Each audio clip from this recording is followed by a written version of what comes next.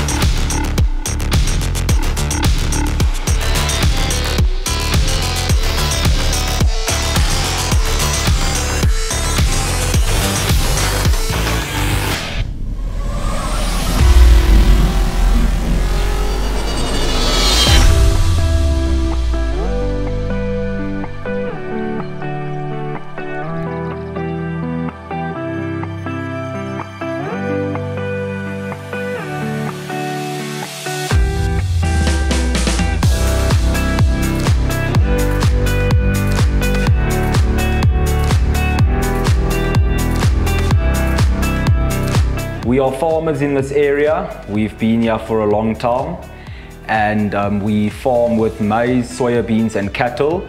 And besides my love for flying, I believe that the gyrocopter will be able to make a positive impact within the business environment as well.